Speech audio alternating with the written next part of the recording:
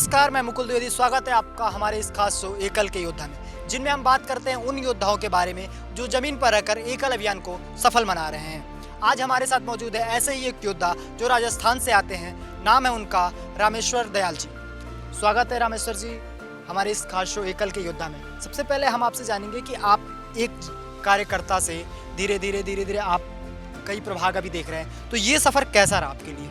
मेरी एकल में यात्रा 1999 से शुरू हुई थी।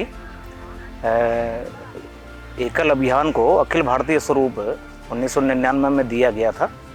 तो राजस्थान में भरतपुर ज़िले के नगर तहसील से 60 गांव से इसको प्रारंभ किया गया था। तो उस समय मेरी पढ़ाई 10+2 में चल रही थी। तो उस समय अपने को देश व्यक्ति एकल ये क्या कोई चीज़ कैसी कोई जानकारी भी नहीं थी। तो अपने समिति में वहाँ राम साई जी थे, तो उनका आग्रह था कि भाई ऐसे ऐसे एक काम है और अपने को एक संस्कार केंद्र चलाना है। तो उस समय संस्कार केंद्र की भी कोई ऐसी विस्तृत जानकारी नहीं थी। तो अपने परिवार से अपने चाचा जी के लड़के उसमें जुड़ गए, मैं नहीं जुड़ा। लेकिन उन्होंने 6 महीने काम किया था। 6 महीने काम करने के पश्चात उनकी इच्छा थी कि मैं आर्मी में जाऊँ। तो वो आर्मी की तैयारी कर रहे थे और उनका आग्रह यह था कि भाई साहब आप ये काम करिए, क्योंकि मेरे से छोटा भाई था वो चाचा जी का लड़का। तो मैंने फिर वो विद्यालय को संभाला।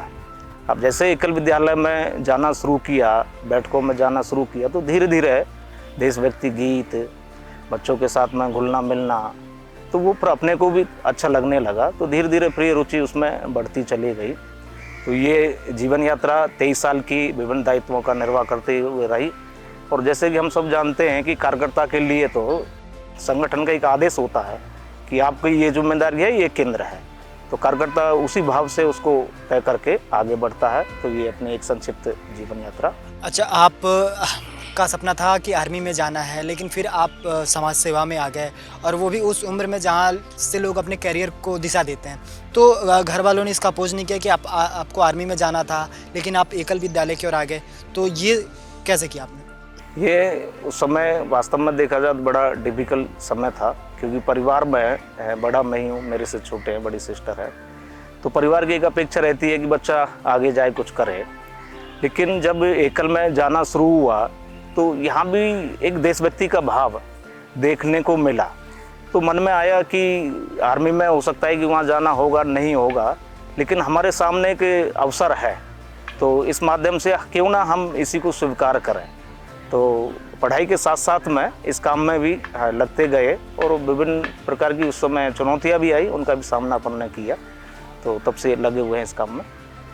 तो आपने बताया कि आप गौग्राम योजना देख रहे हैं, तो ये गौग्राम योजना है क्या और इससे लोगों को कैसे लाभ मिलता है? ये अपने एकल अभियान श्री हरि योजना के अंतर्गत गौग्राम योजना है। क्योंकि आप हम सब जानते हैं कि भारतवर्ष के अंतर्गत अगर हम देखें तो कृषि प्रधान देश है।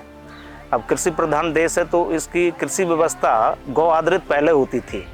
अपने से भारत देश में स्वयं भगवान ने यहाँ अवतार लिया, और ऐसे भगवान ही नहीं, ऐसे अनेक महापुरुषों हैं जिन्होंने गौ माता की सेवा के लिए, रक्षा के लिए आगे आकर के काम किया। तो कहते हैं कि गौ माता के अंतर्गत 33 कोटि यानी 33 प्रकार के देवी देवता निवास करते हैं, जो किसान के लिए कुछ न कुछ प्रदान करते हैं।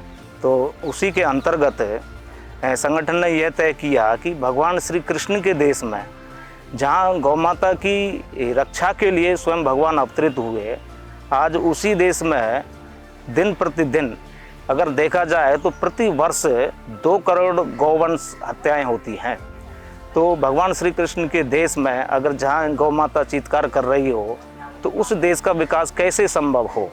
तो उस दृष्टि से संगठन ने तय किया कि हमारी गौ माता का घर गौशाला नहीं होना चाहिए। क्योंकि गौशाला तो एक ऐसा माध्यम हो गया, जैसे मान लीजिए कि हमारे माता पिता वृद्ध हो रहे हैं, और वृद्ध होने के पश्चात आजकल एक फैशन चला है कि उनकी सेवा करने के लिए परिवार में कोई उपलब्ध नहीं है, तो उनको वृद्धाशाला में भेज देना। तो यानी जिसको हम माँ कह रहे हैं, जिसके लिए हम प्रतिदिन प्रातः सबसे पहले हम अपनी पहली रोटी गाय के लिए खिलाते हैं, अगर उन गौशालाओं में उनको भेजा जा रहा तो वो सेम ऐसी स्थिति है जैसे हम अपने वृद्ध माँ बाप को गौशाला में भेज रहे हैं। तो जबकि गौमाता का घर गौशाला नहीं है, गौमाता का घर है किसान का घर। तो गौमाता की रक्षा कैसे हो, गौमाता के प्रति समाज में कैसे श्रद्धा निर्माण हो, तो उस दृष्टि से अपने संगठन के द्वारा गौग्राम योजना प्रारंभ की गई। इसमें दो तरह का प्रमुख काम है, यानी एक तो अगर हम देखें अपने भारत का अगर कल्चर देखते हैं तो एक तो अर्बन इंडिया, एक रूरल इंडिया, यानी एक ग्रामीण भारत और एक शहरी भारत।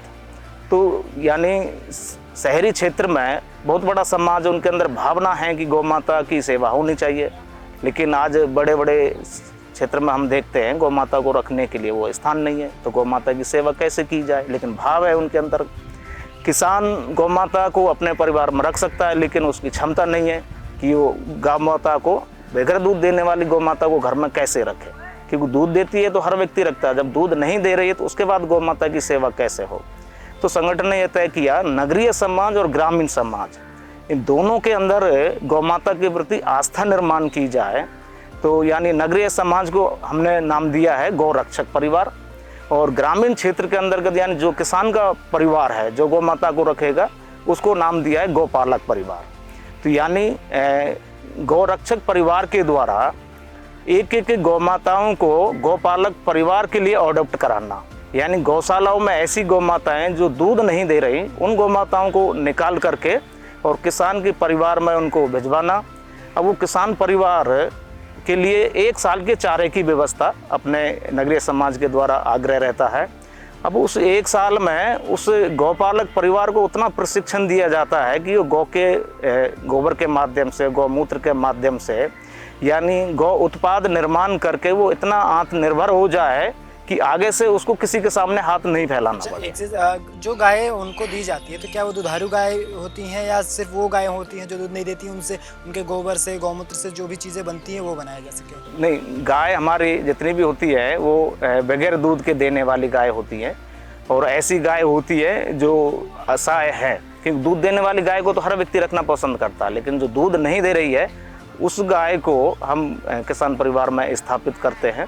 अच्छा, एक चीज़ और, आपने बताया अभी कि शहरी क्षेत्रों में भी गाय को, तो ये शहरी क्षेत्रों में गाय पालना और वो भी वो गाय जो दूध नहीं देती है, तो ये कितना आसान है करना या कितना कठिन है आपके लिए कि उन लोगों को ट्रेन देना, क्योंकि शहरों में लोगों के पास उतना समय नहीं होता, उतना जगह नहीं होता, तो ये काम कैसे करते? नहीं, इसी मैंने देखिए शहर में गाय नहीं रख सकते, लेकिन शहरी व्यक्ति के अंदर गाय के प्रति वो भाव निर्माण करना कि मेरी भी जिम्मेदारी गाय के माता के प्रति है, लेकिन मैं अपने परिवार में रख नहीं सकता क्योंकि शहर का एक अपना ही कल्चर है। लेकिन वो गांव में एक किसान जो है, हमने गौपालक जो तय किया है, जो उसकी सुरक्षा की गारंटी ले रहा है, यानी मुझे कुछ सहयोग मिल जाए गौ माता के चारे की दृष्टि से तो मैं अपने 1 वर्ष में प्रशिक्षण लेकर के आत्मनिर्भर बन सकूं। तो शहर में रहने वाले हमारे जो परिवार है उनको आर्थिक दृष्टि से चारे के रूप में 1 साल की व्यवस्था करना, और गांव में जो हमारा गौपालक परिवार है वो उस 1 साल में गौ माता की पूरी सेवा भी करेगा और अपने आत्मनिर्भर बनने का प्रयत्न भी वो करता है। अच्छा, एक चीज़ और, गौग्राम योजना अभी किन राज्यों में आपने काम किया और कैसे काम किया? अभी देखा जाए तो ये गौग्राम योजना अपने अभियान की दृष्टि से प्रारंभिक अवस्था में है।